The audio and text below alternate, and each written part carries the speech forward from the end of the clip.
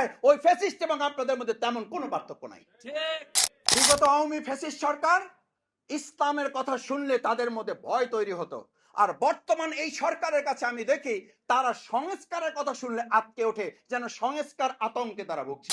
তো আমার এমন রাষ্ট্রপতি আসবে যদি তাকে গ্রেপ্তার করা না হয়, আজকে স্বরাষ্ট্রমন্ত্রীকে আমরা বলতে শুনি রাষ্ট্রপতির ব্যাপারে কোনো কিছু করা যায় না। কেন করা যায় না? রাষ্ট্রপতিকে আইনের ঊর্ধ্বে। আপনি তো সংবিধান কপচান, সংবিধানের দাড়ি কমা সেমিকোলন সব কিছু আপনি মুখস্থ তুলে ধরেন, অবশ্য দুই চারটা ভুল ভালো বলেন, আপনার ব্যাপারে তো কেউ কথা বলার সাহস করে না। পরে লবিতে এসে অনেকে আবার আপনার লোকেরাই বলে মাসুদ ভাই অপেক্ষা করেন, আপনাদের কিছু করা লাগবে না, তার জন্য আমাদের বহু লোকেরাই রেডি হয়ে আছে, অপেক্ষা করুন।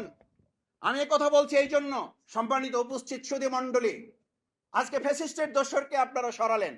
এই চিকিৎসক বৃন্দ যারা সেদিন চিকিৎসা দিয়েছে, আমি নিজে সেদিন সাক্ষী, আমাদের গাড়ি ব্যবহার করতে পারি নাই, অ্যাম্বুলেন্সে করে রুগীর সাথে গিয়েছি মাস্ক পরে, সেখানে আমাদের যে চিকিৎসকরা চিকিৎসা দিয়েছে ওই সময় ফ্যাসিস্টের লোকেরা তাদেরকে খাগড়াছড়ি, রাঙামাটি, বান্দরবন পাঠিয়েছেন, আর এই বর্তমান নতুন সরকার এসে ওই একই চিকিৎসকদেরকে রাঙামাটি, বান্দরবন, খাগড়াছড়ি, পার্বত্য চট্টগ্রাম তাদেরকে আপনারা বদলি করে দিচ্ছেন। বোঝা যায় ওই ফ্যাসিস্ট এবং আপনাদের মধ্যে তেমন কোনো পার্থক্য নাই। আমি কথা বললে তো একটু বড় হয়ে যায়, শেষ করে দেই।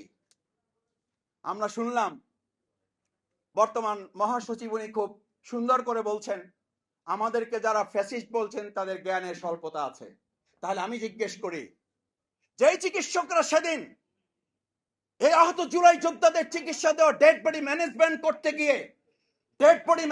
করতে গিয়ে যাদেরকে বদলি হতে হয়েছে, সেই একই চিকিৎসকদেরকে বর্তমান সরকার পুরস্কৃত করার পরিবর্তে তাদেরকে বদলি করছেন।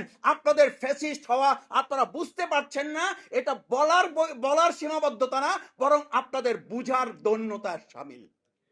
আপনারা বুঝতে পারছেন না যে আপনারা ক্রমান্বয়ে ফ্যাসিস্ট হয়ে উঠছেন।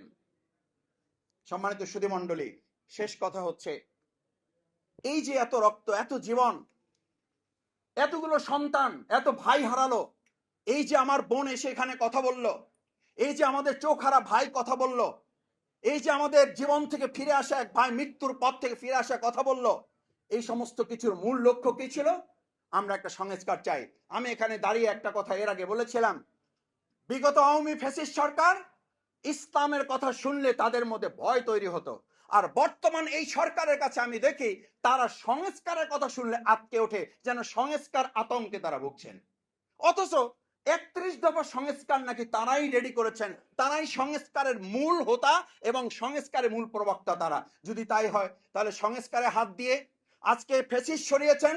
আমরা খুব স্পষ্ট করে বলতে চাই, শুধু ফ্যাসিস্ট শাহাবুদ্দিন চুপ্পুকে সরিয়ে শেষ হবে না, বরং এই চিকিৎসা ক্ষেত্রে, সাংবাদিক ক্ষেত্রে, শিক্ষকতার ক্ষেত্রে, সচিবালয়ে সেখানে মেধা, দক্ষতা, যোগ্যতা, সততার পরিবর্তে যারা বিগত ফ্যাসিস্টের লেহন করেছেন, তাদের তোষামোদি করেছেন, তাদেরকে আবার পুনরায় বসানোর সমস্ত চক্রান্ত সম্পন্ন করে এই কাজগুলো আবার নতুন এই ফ্যাসিস্ট সরকার শুরু করেছেন।